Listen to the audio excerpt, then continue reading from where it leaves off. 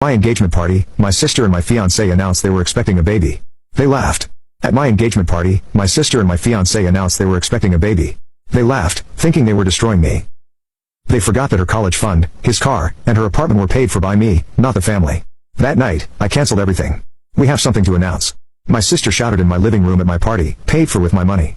Everyone fell silent. My fiancé wrapped his arm around her waist in a way he had never hugged me. She still hasn't realized, I thought. Poor thing, my sister said, caressing her belly. We're pregnant. 4 months, he added.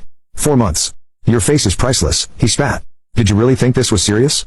I stuck around for your credit cards, but my child needs something more stable, something you don't have. I turned to my parents. My mother sighed. Don't make a scene. Be the adult. My father added, your sister needs your support. That's what family is for. She smiled. With what you earn, you won't even notice. You're going to be the most useful aunt in the world. I left. Not a word. I just drove.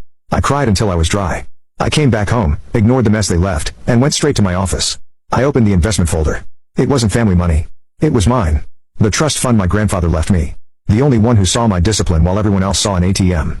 I had tripled it in 10 years. I smiled for the first time that night. Everything, absolutely everything, was in my name. They were right about one thing. Babies are expensive, and they were about to find out just how much betraying me would cost. The next morning came without tears. I woke up with that strange feeling like when you cut yourself and don't feel the pain until you see the blood. I went straight to my office and opened the family investments folder on my desk. First document, the lease agreement for my sister's apartment, my name as the primary guarantor. Second, the loan papers for his car. My name again. Third, the family loan agreement for her university, which they had signed without reading when they were 20. Everything, absolutely everything, was backed by my assets. I scanned them one by one methodically. Every page, every signature, every revocation clause they had never bothered to understand. But I didn't cancel anything. That was my first strategic decision.